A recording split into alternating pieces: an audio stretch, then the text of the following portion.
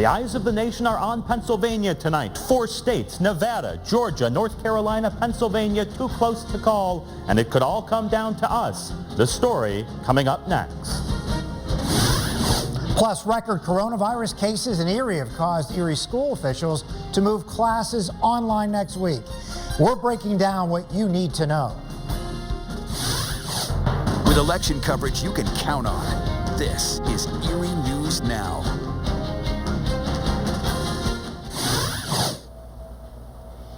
Good evening, I'm Mike Ruzzi. And I'm Eva Mastromattio. Thanks for being here with us on Erie News Now at 5. And we begin tonight in Erie County, where the presidential race has changed significantly. And as we first told you last night, Erie County is now leaning Democratic in the race for president. At last word, the final count now underway has former Vice President Biden now ahead of President Trump by more than 1,400 votes. Senior reporter Paul Wagner, he's been at the courthouse all day long as election workers continue to count ballots. And Paul, the numbers have shifted dramatically compared to what we saw on election night.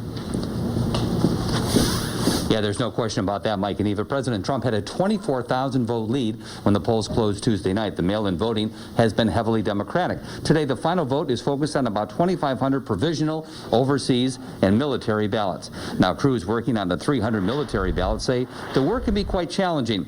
Sometimes with poll watchers looking on, information had to be copied onto a ballot that can be scanned. It's time-consuming. Also difficult is examining damaged and ballots that might have been damaged or folded and have additional markings on them. Officials deciding if those votes should be counted. The biggest job is today dealing with more than 2,100 provisional ballots. Ballots given to voters who showed up at the wrong polling place or never received a mail-in ballot. Members of the Democratic Party representing Joe Biden and local representatives of the Donald Trump campaign on hand today to closely monitor the way those provisional ballots were being handled. It's been a little unnerving. It's been gotten a little difficult as it's continued on all this week. I'm tired of it, but we're getting close. Now 130 ballots that were postmarked on Election Day but arrived after that will be included in the count, but the numbers are in a separate electronic silo because of possible litigation. The count could be quickly adjusted if a court order is given. Now ahead at 5:30, the challenges of determining if some ballots should be counted. Live at the county courthouse, Paul Wagner, Erie News Now.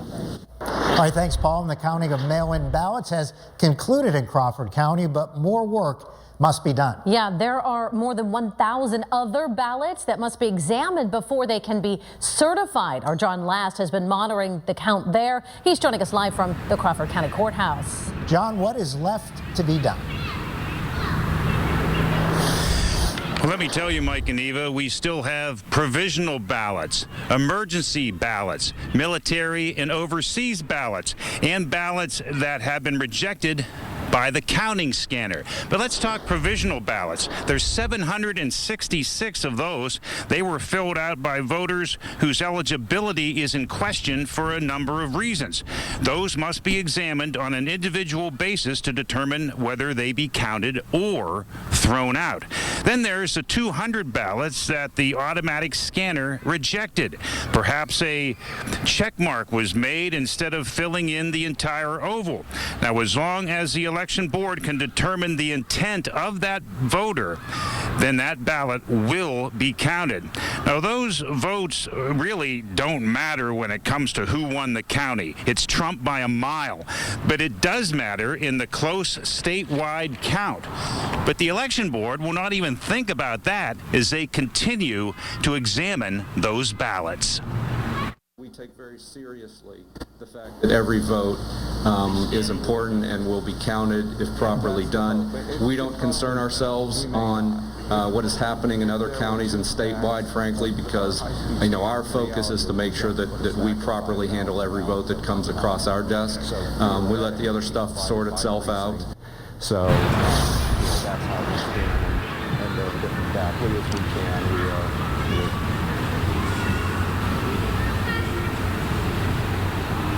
Now, there's more news from that building right behind me. The election board has been receiving hundreds of calls from people who say that they're worried that their vote was not counted. And we'll talk about that coming up at 5:30. Reporting live from Meadville, John Last, Erie News Now.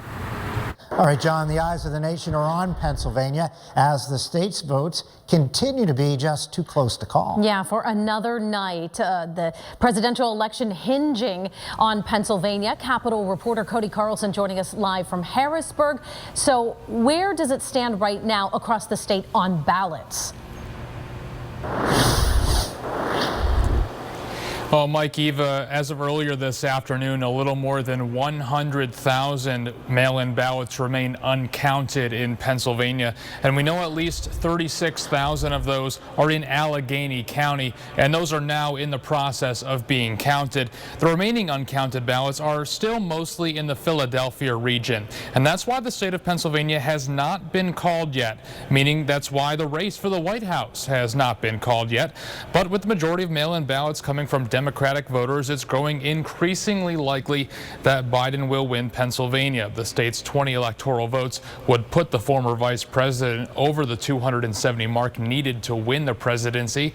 But again, the state has not been called yet. We're still waiting on those on the rest of those mail-in ballot results to come in, and that's about between 4 and 5 of Pennsylvania's mail-in ballots still need to be counted. So of course we're keeping our eye on that. Now we're told by the Department of State that the overwhelming majority of the mail-in ballots have been counted, and the counting of provisional ballots has begun. I'll explain more about that process coming up at 5:30. For now, reporting live in Harrisburg, Cody Carlson, Erie News Now. And as votes are tallied, the nation waits and wonders which candidate will get 270 electoral votes, and when will we know? Our Ethan Kibbe is joining us from our storyteller. Ethan, as these results trickle in some states change hands in the process, what is the latest right now that you're seeing? Mike and Eva, good evening. What we're seeing right now is a general shift toward blue for some states. The question is, will that shift be enough to flip them, or will they just go from red to a nice light shade of pink? Let's take you through here our 4 remaining states. We've got Nevada. Right now, Joe Biden holds a lead there, and in fact, as more mail-in ballots are counted, that lead is actually expanding, but slowly, and there's still only about 75–80% of the vote in. We're not going to know on Nevada until at least this weekend, according to officials there. Let's go over here to North Carolina. It's kind of in the same boat. We're waiting on some mail-in ballots to come back, and as long as they were postmarked by Election Day, they'll be counted, but we won't know that for next week either. So that leaves 2 states, Georgia and Pennsylvania. Let's go to Georgia first. That race right now is incredibly close. Joe Biden holds just the slightest of leads there. In fact, one election official described it this way, saying that that's going to come down to enough votes, basically the size of a large high school. That's how close Georgia's going to be. Automatic recount going to happen in Georgia. Probably the same deal up here in Pennsylvania. In Pennsylvania, if the state is decided by 0.5% or less, an automatic recount is triggered. Right now, it's trending in that direction. We have about 98% of the vote in. It's Joe Biden by about 15,000 votes, but we're still waiting on votes from Philadelphia, and officials there say they might not get those done today. We might stretch into the weekend in Pennsylvania, too.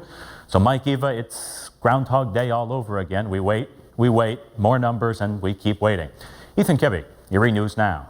All right, thanks, Ethan. And we're also following some legal challenges that came up today regarding the 2020 election. Yeah, our Isaac Petcash is joining us live from our alert desk tonight to explain what we need to know. Isaac, what can you tell us at this moment?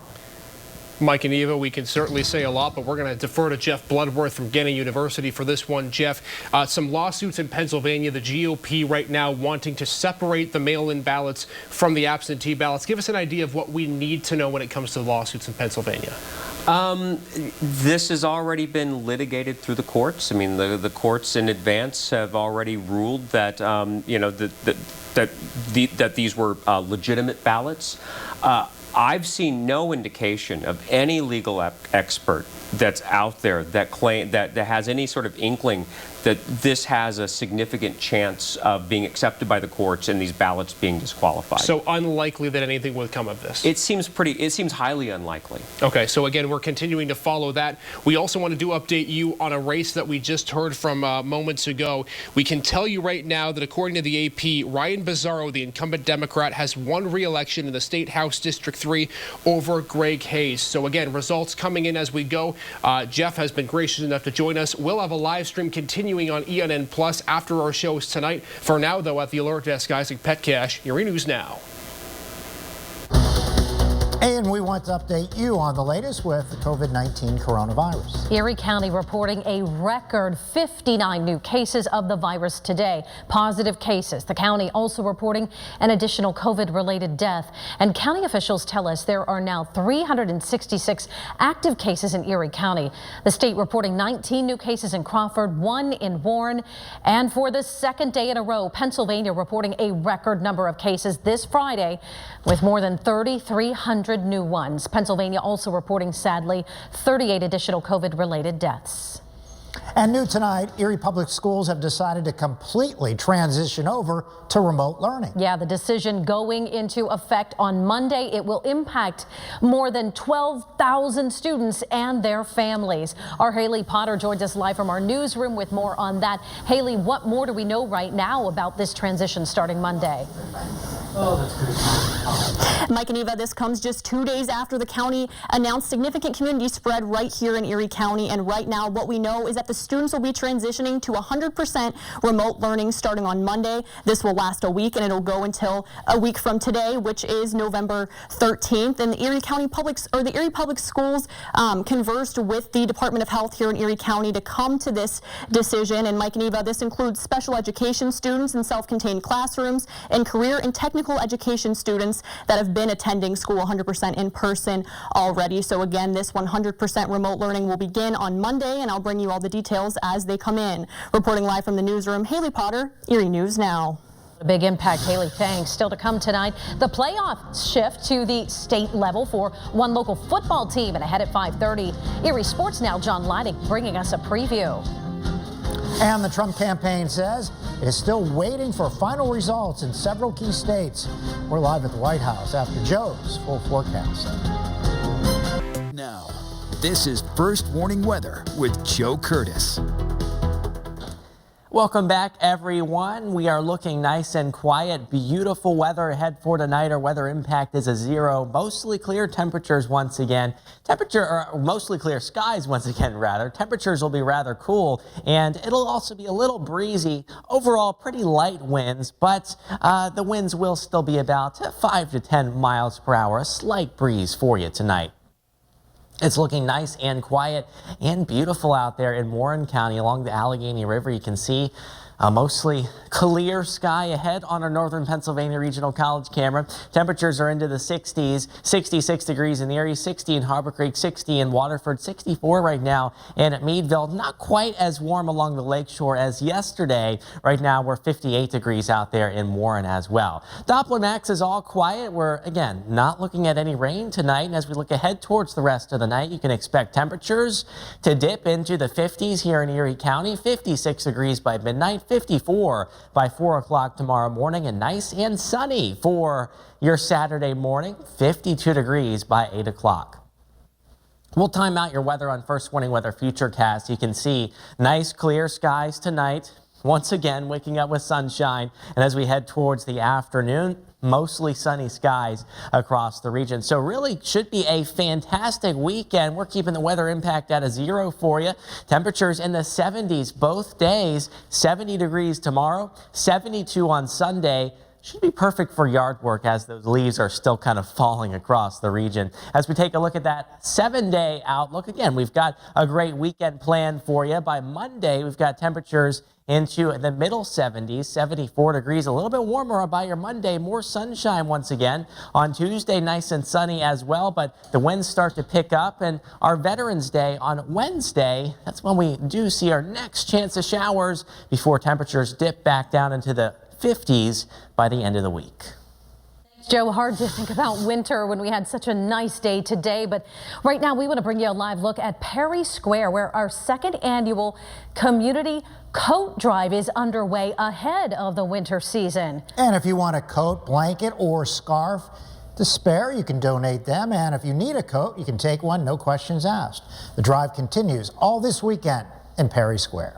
The Trump campaign says they're still waiting for final results in Pennsylvania and other states. Yeah, we've been following this closely, and right now there is no sign that the President Trump, will concede. Our Washington correspondent Matt Knadler is joining us live from the White House grounds tonight. So Matt, what's the atmosphere like at the White House right now? Mike, Eva, it is pretty intense right now as we wait some of those results. Meanwhile, inside and in Virginia as well, at Trump campaign headquarters, the legal team fighting on tonight. They are focusing on some of these, what they're calling basically voter fraud in some of these key states. Let's get you to it here. The statement out today from the legal team basically focusing on two key states, Georgia and Pennsylvania. This is from Trump campaign general counsel Matt Morgan issuing this statement where they say Georgia is headed for a recount and they're confident they will find ballots improperly harvested and where President Trump will ultimately prevail. Morgan goes on to say there were many irregularities in Pennsylvania, including having election officials prevent their volunteer legal observers from having meaningful access to vote counting locations. Morgan goes on to claim that thousands of individuals improperly cast ballots, and also going on to say that President Trump will win Arizona, where he's currently trailing Joe Biden. Now, these claims follow unsubstantiated claims here from the president last night here at the White House, saying there is widespread voter fraud in the election, claims that largely remain unfounded tonight. Now, we reached out to the Trump campaign to see what evidence they have to back up these claims, and they have not returned our request for comment. Meanwhile, lawmakers over on Capitol Hill and back in their districts as well, starting to separate themselves here from President Trump and the White House, really focusing on those claims, saying they themselves are not seeing voter fraud in their states. Put up a couple of tweets here from some prominent Republicans today. First, Adam Kinzinger here, an Illinois Republican congressman, saying, of course, they want every legal vote counted, but the president spreading misinformation. In Kinzinger's words, this is getting insane. Utah Senator Mitt Romney releasing a couple different statements here in the last 24 hours. He's a vocal critic of the president and did not vote for President Trump in this election. He says the president's claims that the election was rigged and stolen from him, quote, damages the cause of freedom here and around the world. Pennsylvania Republican Senator Pat Toomey as well, saying he's not aware of voter fraud in his state. I am not aware of any significant fraud, any significant wrongdoing. If there's some massive fraud or other wrongdoing, someone needs to produce the evidence and go into a courtroom.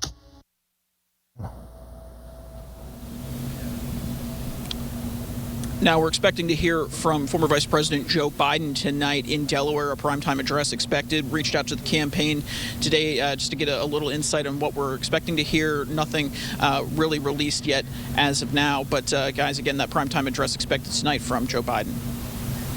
All right, our Matt Knadler live on the White House grounds. Matt, thanks so much for that up-to-date information. Such a contentious last few days. We'll continue to talk with you coming up on other editions of Erie News Now. Appreciate that. Well, from the pandemic to the election, recent events have had an impact on people's mental health. That story is still to come on Erie News Now. And later, it's a playoff season for high school athletes. We've got your Football Friday preview coming up. This is coverage you can count on with Mike Ruzzi and Eva Mastromattio. From the pandemic to the election, these past few months have taken their toll on many people's mental health. And now many counseling services are seeing more people needing their help. Our Elsbeth Meisner is here in the studio with us tonight. Elsbeth, you talked to mental health professionals to get some tips on what we can do to help with all this stress and anxiety. What did you find out? Well, Mike and Eva, if you're experiencing any heightened anxiety or stress due to the results of the election still up in the air, you aren't alone, and it's perfectly normal to feel this way. And many people have been experiencing the exact same thing, which is why we have a few tips for you on how you can cope with these feelings. And this is all according to mental health professionals. Now, the first thing they said you should do is limit your screen time and avoid doom scrolling or constantly watching the news, be refreshing your feeds, or being on the internet just trying to get the latest news and results. Well, if you step away, it'll give your mind a mental break. break. After that, they said it's important to get outside and be active. We're still lucky to have very warm weather, so just by getting outside for a walk or a run can really change your perspective on things. And then lastly, they say it's important to talk about it, whether it's a family, friend, or even a counselor or a licensed professional. Talking about your feelings will decrease your stress levels immensely. Professionals say that the stress of the election, coronavirus, and the upcoming holidays, and especially with winter, is causing an immense amount of stress. The scary thing for many people is that there's no end in sight. We're still waiting to see who our next president will be. We still don't know if when a vaccine will be found for coronavirus. All these unknowns is why many people are seeking help during these times. So to maintain our physical health, we do need to pay very good attention to our mental and emotional health and help build those resources that we have. And coming up at 6 o'clock, we'll take a look into one of the places you can go if you're needing somebody to talk to during all these times of uncertainty. Elspeth Meisner, Erie News Now. All right, thanks, Elspeth. It's playoff time for high school athletes. We got your Football Friday preview coming up next. Count On with Mike Ruzi and Eva Mastromattio. Quite a matchup on the gridiron tonight. Eisenhower set to compete with Reynolds for the District 10 Class A title. And both teams are undefeated, and for Eisenhower, it has been a major turnaround after finishing below 500 the past few seasons. Our Dan Bartel is joining us live at Eisenhower with more on the program's turnaround. Hi, Dan. Yeah, hi, Mike and Eva. You'd have to go back to 2016. That's the last time that Eisenhower had a winning season. And even further back, 2002 was the last time they played in this game, in a district title game. And Jim Penley, the head coach, said this team had the talent last year, but he's seen guys really step up. And plus, the team has stayed healthy. And Penley knows success here at Eisenhower. He was a part of a run back in the 90s. Eisenhower went to 6 straight district title games. He was a part of 3 of those games, and many of the players' dads were a part of that run as well, so they're just excited to be here and happy for the opportunity tonight. It's cool, it's cool to have, because you have your whole community following you, and all of our dads kind of played in this game, and it was all a big deal to them, so I think we're all really excited to play. Because this opportunity doesn't come along a lot. Every single year our goal has been to get here. And yeah, it's taken a long time, but it is really special for this group of guys who have helped put in all the work and the effort to be able to reach that goal. Now, size is not a major factor for this team, not a strong suit, but they've still been able to win the battle of the trenches, so I'll have more of that coming up at 6 o'clock. But for now, from Eisenhower, Dan Bartel's Erie Sports Now. All right, Dan, looking forward to that matchup. Eva is standing by with a look at what we're working on for Erie News Now at 5:30. Eva.